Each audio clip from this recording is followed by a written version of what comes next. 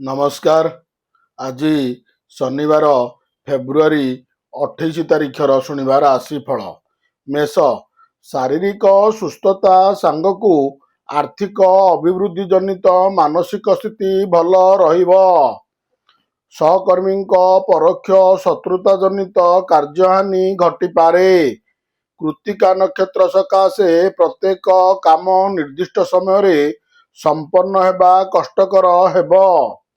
ଅବଶ୍ୟ ଆପଣଙ୍କ ଅର୍ଥନୀତି, ଗୁରୁତ୍ୱପୂର୍ଣ୍ଣ ଆଲୋଚନା ଓ ବାଣିଜ୍ୟ ବ୍ୟବସାୟିକ ସ୍ଥିତି ପ୍ରାୟତଃ ଭଲ ରହିବ। ବୃଷ, ନିଜର ସହଜାତ ଗୁଣ ଧର୍ମାନୁଯାୟୀ ବନ୍ଧୁ ମାଧ୍ୟମରେ କର୍ମ କ୍ଷେତ୍ରକୁ ହଲଚଲ କରିପାରନ୍ତି। ରୋହିଣୀ ନକ୍ଷତ୍ରର ଆଜି ଆବଶ୍ୟକତା ପୂରଣ ସକାଶେ ଅର୍ଥ ସଂଗ୍ରହର ପ୍ରଚେଷ୍ଟା ନିଷ୍ଫଳ ହେବ ନାହିଁ।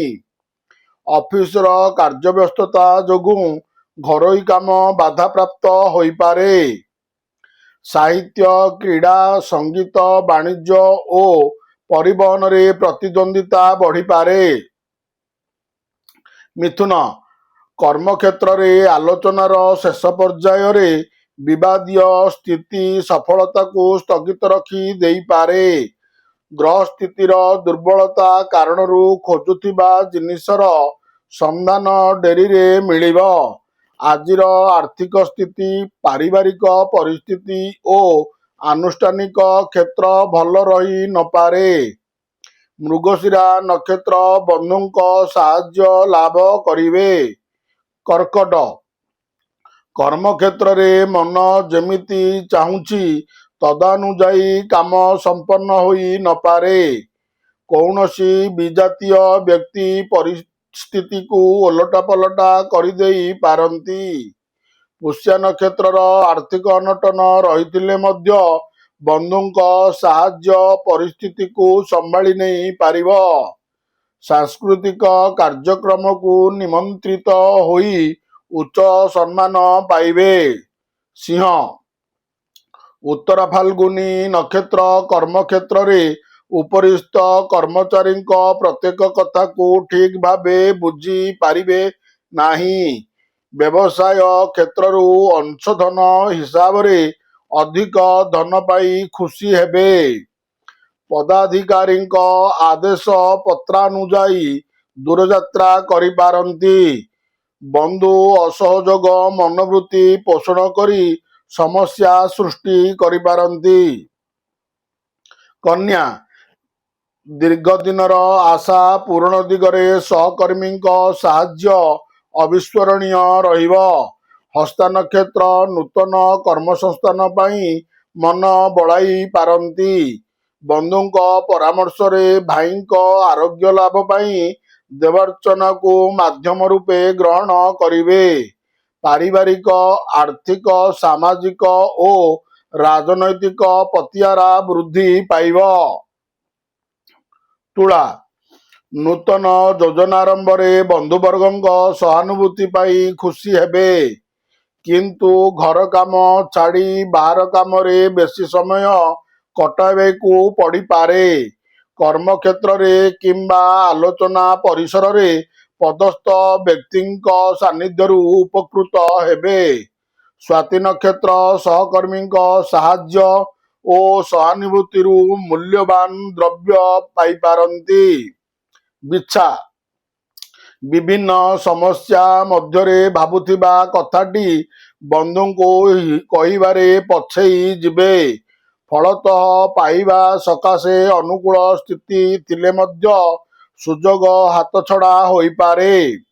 ଅନୁରାଧା ନକ୍ଷତ୍ର ପରିବାରରେ ଦ୍ରବ୍ୟ ନଷ୍ଟ ଯୋଗୁଁ କ୍ଷୋଭ ପ୍ରକାଶ କରିପାରନ୍ତି। ଆନୁଷ୍ଠାନିକ କାର୍ଯ୍ୟ, ନୂତନ ଯୋଜନା ତଥା ବାଣିଜ୍ୟରେ ପ୍ରତିଦ୍ୱନ୍ଦ୍ୱିତା ବଢ଼ିଯାଇପାରେ। ଧନୁ, ପ୍ରତ୍ୟେକ କ୍ଷେତ୍ରରେ ଧୈର୍ଯ୍ୟହରା ନ ହୋଇ ପରିସ୍ଥିତିର ମୁକାବିଲା କଲେ ସଫଳତା ପାଇବେ। ନିଜ ଲୋକ ସମାଲୋଚନା କରିପାରନ୍ତି। ପାରିବାରିକ, ବ୍ୟବସାୟିକ କ୍ଷେତ୍ର ଓ ନିର୍ମାଣାଧୀନ କାମ, ଚୁକ୍ତିପତ୍ର ସ୍ୱାକ୍ଷରିତ ପାଇଁ ସମୟଟି ଅନୁକୂଳ ରହିବ। ମୂଳା ନକ୍ଷତ୍ର ସକାଶେ ଆଜିର ବନ୍ଧୁ ମିଳନ ସାଙ୍ଗକୁ ଆଳାପ ଆଲୋଚନାରେ ସମୟ କଟିବ। ମକର, ସମ୍ପର୍କୀୟଙ୍କ ସହଯାତ୍ରୀ ଭାବରେ ଆଜିର ଯାତ୍ରା ପ୍ରୀତିପ୍ରଦ ରହିବ। ପାରିବାରିକ ଜୀବନ ସୁଖ ସନ୍ତୋଷରେ କଟିବା ଦିଗରେ ସ୍ତ୍ରୀଙ୍କ ଆନ୍ତରିକ ଚେଷ୍ଟା ଅନୁକରଣୀୟ ରହିବ। କାର୍ଯ୍ୟର ଗୁରୁତ୍ୱ ଦୃଷ୍ଟିରୁ ଅଫିସରେ ପ୍ରତିକୂଳ ପରିସ୍ଥିତିର ଚାପ କ୍ରମଶଃ ବଢ଼ିଯାଇପାରେ। ଶ୍ରବଣ ନକ୍ଷତ୍ର ମୁହଁରେ କିଛି ନ କହି ପାରିଲେ ମଧ୍ୟ ବନ୍ଧୁଙ୍କ କାର୍ଯ୍ୟରେ ଅସନ୍ତୋଷ ଅନୁଭବ କରିବେ। କୁମ୍ଭ, ସରକାରୀ ସ୍ତରରୁ ଆଶା କରିଥିବା ଖବରଟି ପଡ଼ୋଶୀଙ୍କ ଠାରୁ ପାଇ ଖୁସି ହେବେ। ପୂର୍ବ ଭାଦ୍ରବ ନକ୍ଷତ୍ର ସକାଶେ ପିଲାଙ୍କ ପଢ଼ା ସମସ୍ୟା ନେଇ ମନ ଭାରାକ୍ରାନ୍ତ ରହିପାରେ। ଆଜିର କର୍ମକ୍ଷେତ୍ରରେ ସହକର୍ମୀଙ୍କ ପ୍ରତ୍ୟେକ ଘଟଣାକୁ ସନ୍ଦେହ ଦୃଷ୍ଟିରେ ଦେଖିପାରନ୍ତି। ଯାତ୍ରା ବାଣିଜ୍ୟ ଲେଖାପଢ଼ା ସାହିତ୍ୟ ଆଦିରେ ଅଗ୍ରଗତି କରିବେ। ମୀନ, ଅତୀତର ଆଲୋଚିତ ଘଟଣାବଳୀ ମନକୁ ଆନ୍ଦୋଳିତ କରିପାରେ।